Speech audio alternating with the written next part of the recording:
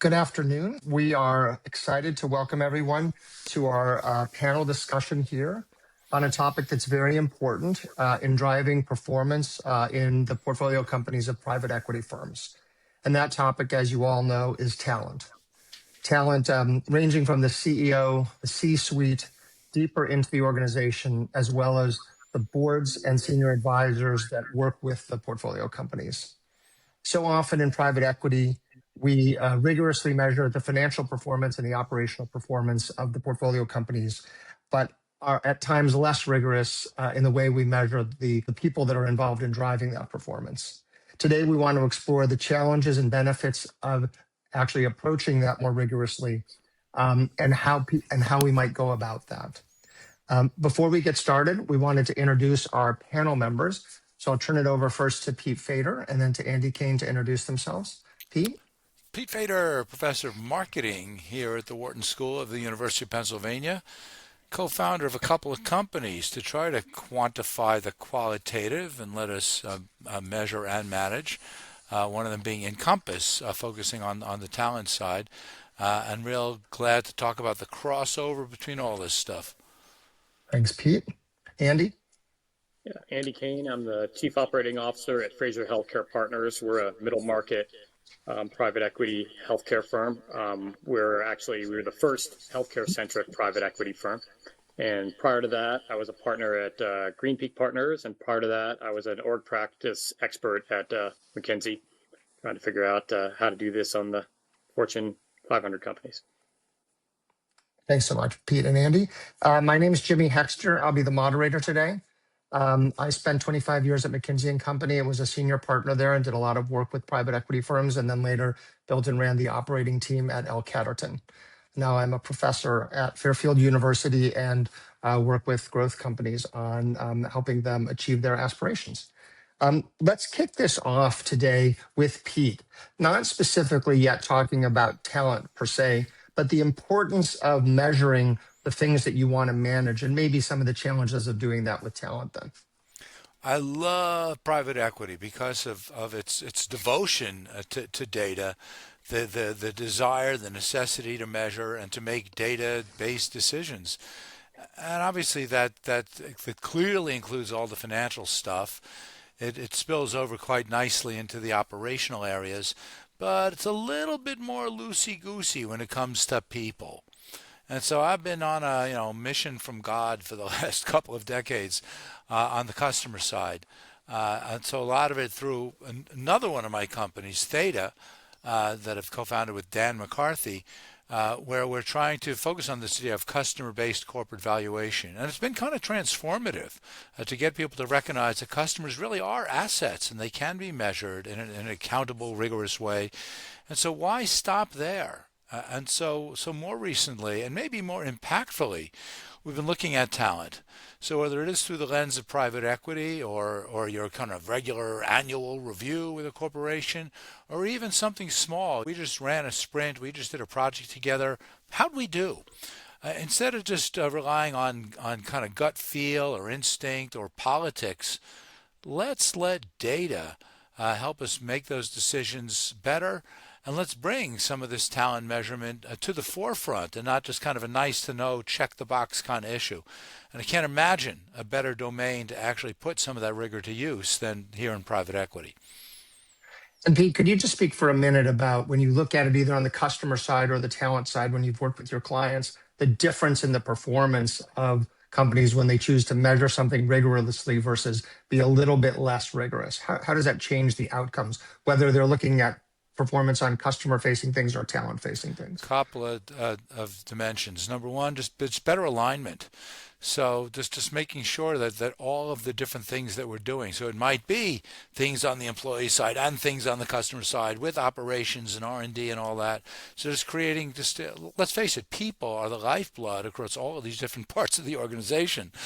So let's measure them better and have better alignment. Secondly, better long-run outcomes. And I'm emphasizing the long run because in the short run, we might be able to look over these things. We might be able to focus more on kind of, the product or the technology or the IP that we have.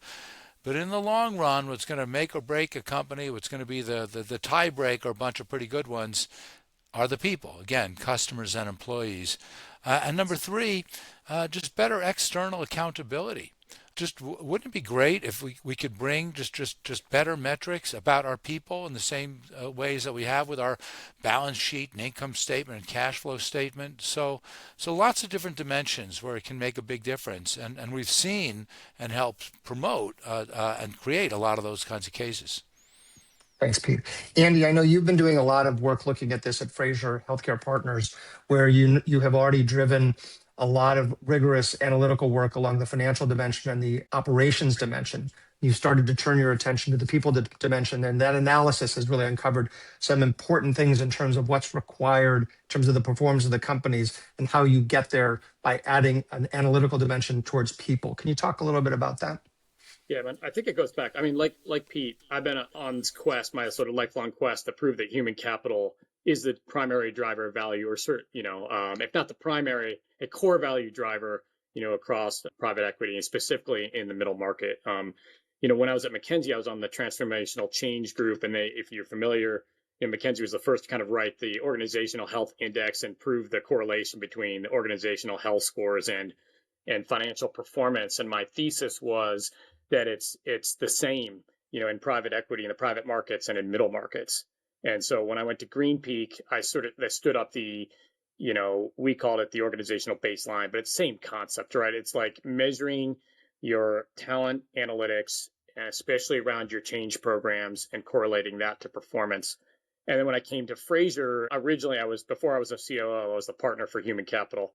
And we were starting to do that in our companies and kind of prove the same thing. We have an autism company, and we were doing monthly organizational health checks. So think about 5 questions, low number of questions, high frequency. Things like, are we delivering exceptional patient care? Things like, I have the resources for my boss to be successful. Things like, I'm proud of the work we do here, and I'm planning to be here 12 months from now. And we were able to prove at Carnival very early that the organizations with the highest scores on those dimensions are the scores with, the best operational and financial metrics. And it was just so powerful to be able to call, our CEO, Mike Miller, on a Tuesday and say, hey, do you see the results just came out? And do you see, you got a drop of 20 points in the East Milwaukee site. That's not true in the Milwaukee site. What's going on there? So, and I think the reason, Jimmy, why this is so important is because, in these days and age, you cannot financial engineer your way to success in private equity. You just can't. It used to be, there was an article in the Wall Street Journal a couple of weeks ago that said, to deliver 2.5 MOIC and 20% IRR in this market with these interest rates, you have to drive 12% EBITDA growth. Whereas in past years, it was 5% EBITDA growth, year over year. And, we're not investing in markets that grow 12%. There are not that many macroeconomic markets that are growing 12%. It means that you have to drive more change and better change than your competitors. And if you want to do that, you got to measure it, because if you don't measure it, it's not going to happen. So that's kind of our core philosophy at Fraser and what we're trying to drive. That's a great point, Andy. So what you're saying is that in order to achieve the kind of minimum threshold required to give the investors what they're looking for and for the firms themselves to get carry, we need to watch EBITDA growth 12% per year per annum during the hold period, That's right. which we know means that value creation plans today are going to be much bolder, much more transformative, and much more dependent on the people that are executing them than things before. Now, I know when I was running the team at private equity firms where I've worked, and the private equity firms that I've consulted to and observed, that very often we spend a lot of time getting qualitative perspectives on the C-suite, but then we don't go get a shared view on the people deeper in the organization. But it's really the people deeper in the organization that are driving and delivering the value creation plan. So as I think about it today, if I had a way to know now whether I had the right leader and team on each of the value creation plan initiatives, it would avoid surprises 6, 12, 18 months out when one or more of those initiatives didn't deliver. Because in most instances, it's not that we had the wrong value creation lever. It's that for whatever reason, we had the wrong team executing it, and so they got off course. So being able to have a shared view on the talent on each of the value creation plan initiatives or other parts of the organization and share that data with the C-suite so you can have a conversation about it just like you do about the rest of the portfolio company would be enormously valuable to get set up well and avoid surprises later. Are those the kinds of perspectives that you're seeing there, Andy? Fundamentally, like if you get 12 months down the road and you haven't moved the needle, or there's resistors to change, or there's leaders at lower levels that just can't do what you asked of them, you're kind of toast because you can't. It takes so much to, if you miss a year and you have to make up for that at 12% a year, you just can't get there. Yeah. So what we'd love to hear from an audience discussion in the chat is whether people have ways today in their private equity firms, to all of you joining us today, do you have methods in your private equity firm to evaluate the people deeper in the portfolio company broadly and that people who are on specific value creation initiatives? And do you think it would be beneficial to put something like that in place? If you share your perspectives in the chat, we can share those back here and respond to some of what you all share with us. And I'd love to double click on these ideas and again bring it back to kind of my home turf marketing. In the same way that you guys were saying, it's not enough just to do some qualitative assessment of a couple of people on the top. You need to go deeper. You need to get more granular. You need to be more quantified about it. It's very similar on the marketing side when we talk about net promoter score. And it's not to be at all critical about NPS. It's a fine measure, but it's too coarse. It's too aggregated. It doesn't give you any detailed insight. It doesn't give you any immediate actionability. Once we can start to measure individual customers, let's say customer lifetime value, it's going to align pretty well. So it's not necessarily a just throw out these old methods and replace them with the new, but let's complement these kind of more qualitative, high-level methods with the more detailed, the more granular that are going to just help us just quantify just much more broadly, accurately, and actionably. So I'm just going to continue to encourage people to share their thoughts and comments in the chat while we continue to move on to topics, and we'll come back to comments that we hear from people in the chat. Andy, as we move forward, one of the things that we wanted to talk about is AI readiness. So, one of the things we're hearing is that private equity firms are looking to their portfolio companies to think more about how will AI affect the industries of the portfolio companies and how can it drive performance in the operations of their portfolio companies. How do you think about assessing the AI readiness of the executives in your portfolio companies, their mindsets and their openness to adopting it where it's appropriate? Yeah, what we're saying is we don't need our executives to be AI experts. I don't even know who you would consider an AI expert these days, but what we need them to be is early adopters of change and champions of change. So the way we're assessing executives is when you think about the big change efforts that have happened over the past 20 years, were they on the front side of those or were they resistors to those, early in their career? And if they were champions of those, and if they're willing to try things that they're unfamiliar with, and if they're willing to take counsel from those that have greater expertise than them in the past on other change initiatives, then they're likely, Jimmy, to have the same approach to AI. And then we can bring the capabilities through board members, through our AI Center of Excellence team, whatever, to help them. But it needs to start with, I'm curious and excited, as opposed to I'm resistant and I'm skeptical. And that's really what we're measuring in our leaders. That's really interesting. And some of the firms that we've talked to, what we see them measuring is exactly what you're talking about, and then adding a second dimension, which is, are they observed as actually being early adopters of it? So you can look at their mindsets to see if they're open to it, and you can actually measure whether they're beginning to use it. Can you see the green shoots of them taking some steps to show that? We had a couple of comments in the chat that I just want to make sure we address. So one of them was asking, how would we think about this in a newly acquired portfolio company? I think that's one of the perfect times to start measuring the talent levels down. Andy, do you want to talk about how you might adopt this just at the moment of investment? Yeah, I think we start with we have a one-page value max plan. I think there's probably most firms that sort of have that. But after the value max plan, then we say what needs to happen, or what do the frontline and mid-level leaders need to do in order to enable that value max plan. So if a value max plan initiated, we need to drive cross-sell from 20% to 60% over the life period. What we need junior leaders to do is to build a better appreciation, to be more open to trying, to be more of a partner to customers, whatever those activities are. Then we have the ability to say, if that's the from to that we need in behavior, then we're going to measure whether that's happening across our organization. And where we're falling short, that's where we need more focused communication or more leader attention or more training. What will identify the root cause of that and attack it. But if you don't know there's a problem or where there's a problem, then you don't have any leading indicators. You're just going to see, financial underperformance 12 months from now when it's too late.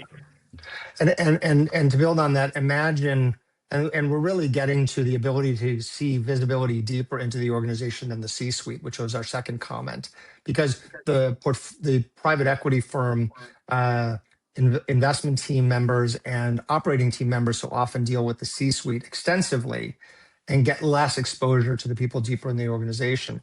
This visibility skip level, a couple levels down to the people who are really executing day to day.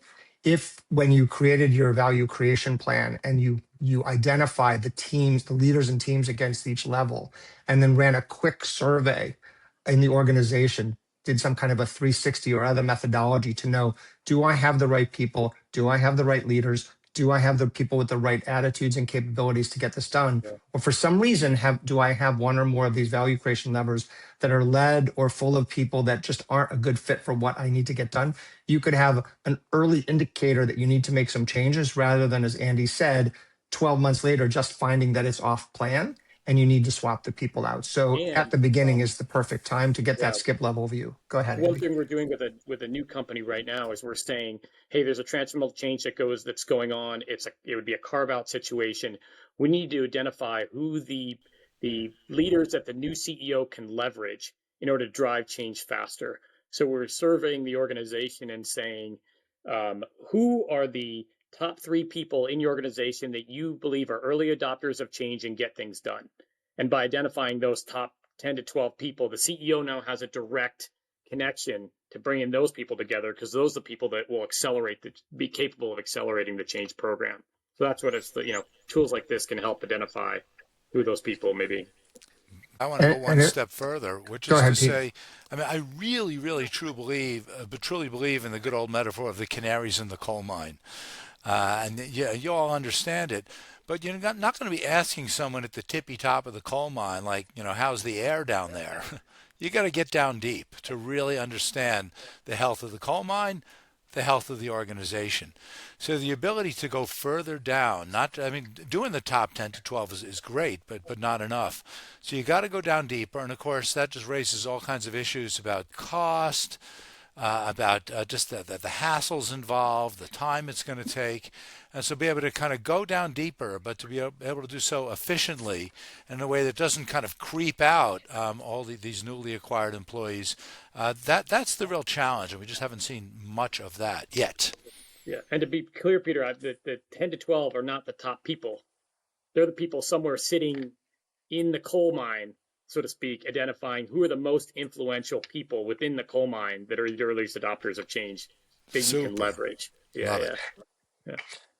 And Pete, what you just said ties to a comment that was in the chat. I want to make a shout out to Ann Hurton, an old friend. I'm so happy to see you here, who made the great point that if there was a way to do really thorough quarterly organization and talent assessments that were transparent and high trust, and then you can hold the C-suite accountable for the decisions they're making about the people deep in the organization.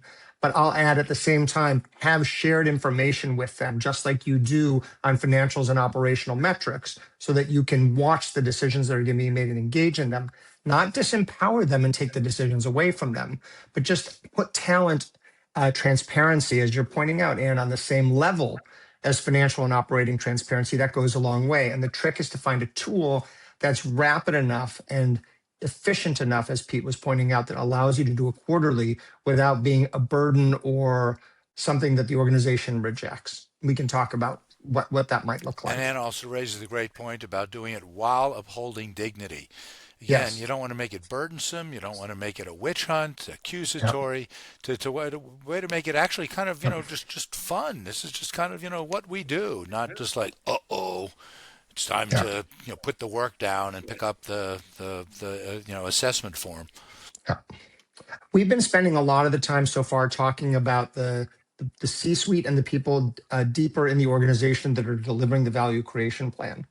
We want to turn our attention now a little bit to another group of people that private equity firms and the portfolio company leadership rely a lot on for expertise and insight to help them set the direction and make good decisions. And those are the independent board members and the senior advisors that are often brought to bear that have industry or functional expertise and really help augment what the private equity firm and the C-suite, the CEO and the executives bring.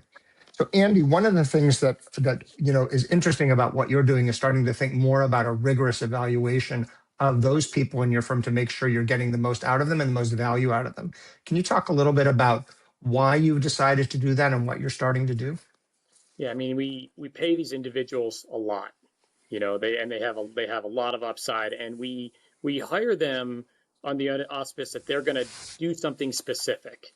They're going to make connections into new hospital systems, or they're going to what have you, lead their development of the new product in some ancillary area, and we just haven't done a great job of holding them accountable, making expectations clear, then holding them accountable. And then I would find out 9 months later that the board member that we hired has really underperformed, and we've made no progress in what have you in this effort they were expected to. And I think it also applies to operating partners. We call them center of excellence team members. And so everything we've kind of done has been a little bit one-off in sort of how we've collected information and how we've given feedback. And what we want to do is standardize it so that an investment professional or a management team member can go to one tool and one site and quickly give feedback on all of those people, not one off, but all sort of like, at the time, are they delivering? Are they adding the value that they're supposed to be adding? So it's an efficient, it's not burdensome, I like Peter's phrase, it's done with dignity, and it all collects into one source, so we can, we know where to go to see where that information lies. Interesting. Pete, any thoughts on that? I think there's no doubt about it that it's measuring up, it's measuring down, but it's doing so exactly as Andy said. In a way, it's going to be consistent, so you can start to make apples to apples comparisons across seemingly unrelated roles or job functions. Yeah. Again, it's the need to quantify and kind of in a rigorous, valid way, while at the same time, Mike Thielman put in the comment here about giving qualitative feedback as well. And there's often just such a big disconnect because we can check boxes and give people numbers. It seems kind of impersonal, but the words and adjectives that we use that's going to be weird. We have to be really careful what we say. So we want to make sure that there is some alignment, that there's going to be some consistency between the quantitative and the qualitative, and maybe using a little bit of AI to kind of coach us on the qualitative to make sure that we're being honest, we're being thorough, at the same time being respectful and constructive. That's one thing that can I double down on that? Because one Yeah, thing that's please, Andy. really frustrating to me is when, like, we do CEO reviews every year, and it's a very thorough process too. This is one thing I think we do well, is that it's thorough. There's a 360 component, the board members, the operating partners, the deal team members, what have you. But then you go through some of the feedback, and it's very critical, but then they get a rating of 4.5 out of 5. And so to have a tool that says, well, wait a second, like, it seemed like you gave this qualitative feedback, and that doesn't correlate to the number, because when I'm debriefing people on what feedback they give the CEO, it's too late to reconcile that. So to have a tool that helps to reconcile that early would be really helpful. Yeah, I think that's particularly true, Andy, with external board members and senior advisors, because they're brought in particular, because they're very often accomplished, well-respected people in their fields.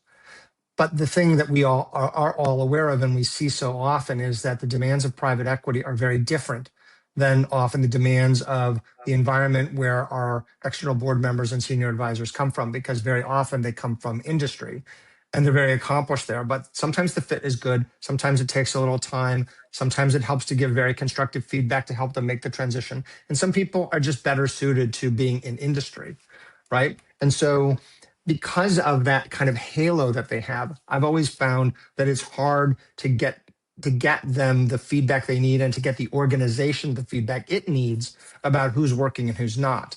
If you match that with your point, Andy, that this is an expensive part of a private equity firm's operating cost, often at least a portion of it's coming out of the management fee, so it feels particularly painful, if you will, but it's expensive wherever it comes from, right? Making sure that there's a way to measure and manage on behalf of the private equity firm who we're keeping because they're really having an impact and who's better suited to another environment, and being able to give feedback, as Mike Thielman is saying, to the people who have a trajectory but need to move. We could get so much, not that we're not getting in private equity a lot out of our senior advisors and external board members, but we could get so much more impact out of them if we had a way to give regular, strong, quantitative, respectful feedback to them. Yeah, and we tripled the population of those people over the past, sort of like 5 to 7 years, and I don't think we're alone. And so I think private equity is going to have to, figure out the way in which they do this in a systematic way versus the way they used to do it based off, one-off calls here and there. Yeah. And I just want to acknowledge a couple of the comments in the chat and your point that the independent board members have to have real or figuratively, quote unquote, walk the floor of the business that they're supposed to know. What you're really getting to is you want to get somebody who you believe has the kind of background skills, capabilities that you need to be brought to bear, but then also a way to make sure while they're doing it that they're delivering on the promise. And Kelly Huang, you make a great point that having AI track decision making in the boardroom. Is there a way that AI can be in the boardroom to assess who's making what contributions to the decision making one way or another, and ultimately highlight for the private equity firm the contributions of the independent advisors and board members? That's a really fascinating idea. I wonder, Kelly, if you've got a tool that you use that does that, or if there's something you can suggest to the group. We'd be happy to let people know, if you found something like that, because it sounds fascinating. I'd like to ask a question to the group that's joining us for the panel, not my panel members, but the audience. Do you routinely assess your independent board members and advisors? And if so, is it more of a qualitative or more of a quantitative sense? And how effective do you feel that evaluation is? If you could give us a sense for that, and whether you could see an opportunity to increase the effectiveness of that if you found the right tool. It'd be great to hear from the audience while we continue to move on.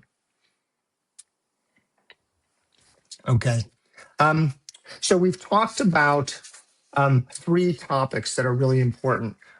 One is the importance of measuring not just at the C-suite, but measuring and managing deeper in the organization to make sure the people that are deep in the organization that are delivering the day-to-day and delivering on the value creation plan are the right people a priori. So you can have a leading indicator to know you have the right or wrong people, and you don't have to wait and have a kind of something go off track before you know.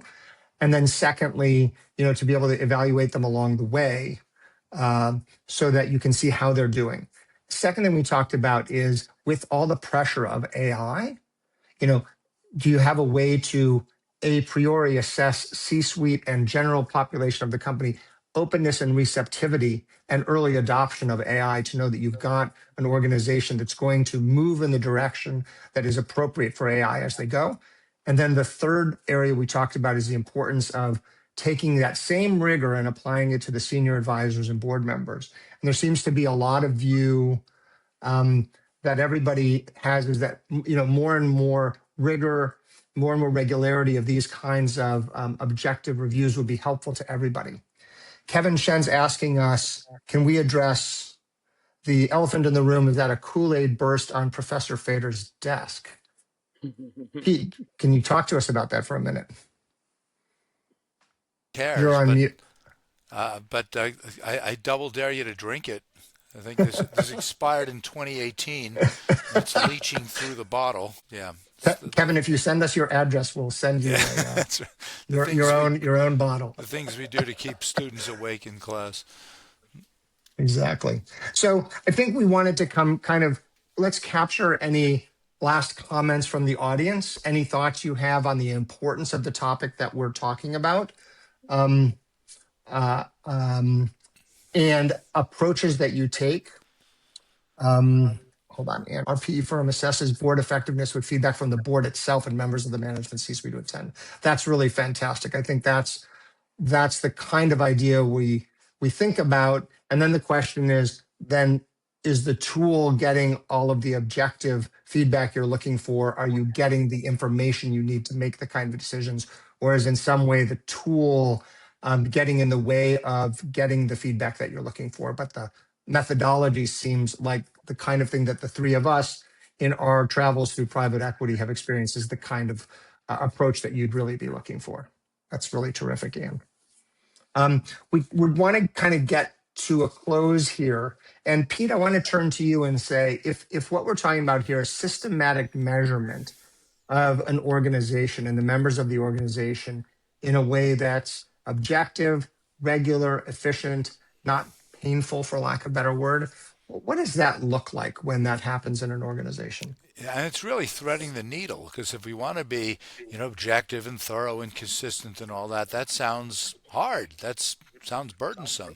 But if we want to keep it easy and efficient and friendly and fun, then it's going to drive us to kind of cut some corners. So how can we find a way to do both? And just little kind of self-serving ad over here. It's a very very similar issue that I find in the day job for grading, that we want to be really thorough in the assignments we give and the feedback we provide. But we also don't want to make our faculty or our teaching assistants crazy in the process. So a really great way to do it is peer assessment. And of course, we all know that peer assessment is a good thing, but at the same time, we're aware of some of the pitfalls about it. Again, there could be all kinds of bias involved. There could be some self-selection and so on. So finding ways to do peer assessment that can be just a bit more incentive compatible, to have people have skin in the game when they're assessing their peers, saying, their own performance depends on how well they can assess others. So that's ideas that I've been kind of messing around with for several years now. First on the grading side, and now bringing that over to the talent assessment side, to be able to do that kind of rigorous, consistent, comparable apples to apples measurement, but in a way that is going to be fast, easy, accountable, and again, incentive compatible as well. So I think that there are ways to do it, is the bottom line. We shouldn't shy away from it. It turns out that the measurement part can be done effectively and efficiently, so you don't necessarily have to make a really difficult choice about it. That's a really good point. But I mean, one thing I think about is what are the qualities in sort of young leaders that show potential? And I think one of them is the ability to have to give candid and constructive feedback. So one thing I've thought about is just participation. If you had a database of who participates in giving feedback, and do they use the full scale? Like, not everybody's a 4 out of 5 or not everybody's a 9 out of 10, but they're grading people between 9 out of 10 and differentiation on different factors. To me, that shows great leadership potential. And one of the things I'm excited about in sort of leveraging a tool like this is being able across our portfolio to identify high potential leaders, either because they're participating in that process or because they're rated high by the people in their ecosystem, as people that even when we sell the company, I want to have a relationship with that person and get them back and bring them back into the Fraser family so they can go from manager to director to VP to C-suite member over the course of their career, where we're partnering with and getting the value from that career growth as opposed to, other parties. And by the way, and it's such a great point. Again, brings me back to the customer side, where I'm focused on customer lifetime value. It's not just what are you doing for me today, Right. but I want to be in it with you as either a customer or an employee for the long run. And so coming up with ways to measure kind of at that level It's not just, did you make that big purchase, or, are you just a fun person? But do you have what it takes to be a culture carrier, someone that we really want to invest in and see the ROI from those investments? It's harder to do that, but I think it's that much more valuable if we're willing to really think carefully about the measurement and then the associated learning and development. Yeah, as a private equity company, if you had a database of 200 leaders across your portfolio that you thought were high potential and you were going to nurture those people, think about all the talent problems you'd solve in future investments if you were to pull some of those people back. And because those people as leaders create cultures of excellence beneath them, right? So it'd be such a powerful tool. I've not talked to a private equity firm that's done that well yet. That's part of my vision around where we want to get to. And it is such a shame. I mean, it's a point well made. That's why we're having this session. That it just hasn't been. It again for private equity, it's been more of a check the box exercise. Yeah, the management team is good enough. Let's move on. Let's do that deal, and we want to bring just as much rigor and comparability and decisiveness in decisions that we make to the talent side as we have with the kind of typical financials and operational aspects. Yeah, and I just want to highlight Anne-Marie Burbidge makes a great point, which is something that stands out to her, which is that step one, even before measuring the talent that's being assigned to the value creation plan, is when you create your value creation plan and you know what the initiatives are. Taking that time to say, okay, if I'm going to deliver on value creation lever number one, what is the talent I need to do that?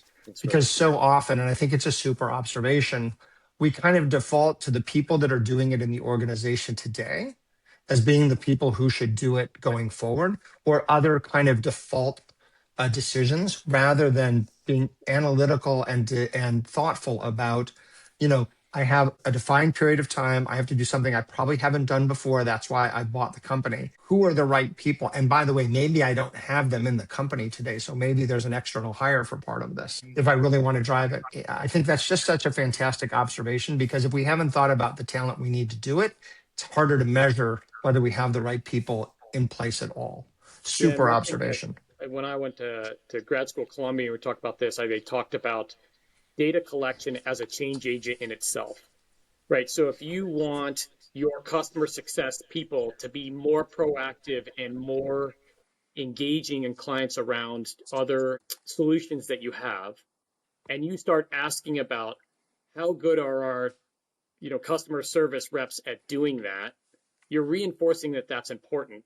And people are being reminded that's important. And because they're reminded that's important, they're more likely to do it, right? And so I think the power of what Anne-Marie is saying is that if you can get those things right and you start measuring those things, you'll inspire those people to actually do those things more, which will result in success. That's a great point too. I think we're not far from wrapping up, so I'm going to ask Pete if you have any last minute thoughts, and then Andy, and then I'll wrap it up for us all. So I love this conversation. Obviously, the three of us, but a lot of the comments and observations coming in, I think we're striking a nerve here, and I'd like to believe that kind of the next generation of PE leaders and CEOs are going to be cut from a different cloth, and this idea of taking talent assessment as rigorously and seriously as you take other aspects of the diligence and value creation process, I think it's going to become more rule than exception. So I think we're on the verge of something big, something transformative, and I think it's going to be good for all parties involved. So just eager to see that and be part of it. Andy? Yeah, I think the whole phase around human capital, for the most part, firms have been hiring people that come from search, and people because they think the problem is, can I recruit senior executives? I think AI is going to make that increasingly more easy to identify people, and the real value is, can you build an analytical approach to identify gaps and solve for gaps and capabilities with that throughout the organization at that next level. And so I think the human capital leaders that get this right will be the human capital leaders that we all celebrate as champions of the industry. A point to that, and it also go back to the comment that Kelly made in the chat, which is AI is going to be a great tool to help us do this kind of thing efficiently, more effectively. But it doesn't mean just let's just wave the AI magic wand and insights and decisions will emerge. We still need to give it the right fuel to work with. We still need to do some, formal measurement, some talent assessment. It's not enough just to look at the org chart or look at emails going back and forth between people. There has to be measurement. There has to be peer assessment. That, in conjunction with a lot of those other signals, and little AI to be kind of the glue to pull it all together, I think that's the wonderful combination. But AI is not a substitute for proper measurement. And I'll just close by saying, Andy, I think your observation that, private equity has made a transition from hiring strictly search professionals in the talent role, moving more to hiring CHROs into the talent role, which shows an evolving mindset. And with those people in place, those people are bringing the kinds of perspectives that you and our audience members have around the importance of what we're talking about. Now we need to drive it through the kind of the deal environments and the portfolio company environments and really bring it to life. And I'll just make one small plug at the end. Pete and others have founded a company called Encompass that is designed to do exactly the things that we are talking about today and is being used more and more in private equity in the firms and in the portfolio companies. If what we're talking about is of interest to everyone and strikes a chord with you, please reach out to us and we'd be happy to share with you what's been built and how it can drive value for you and your portfolio company and in your firm.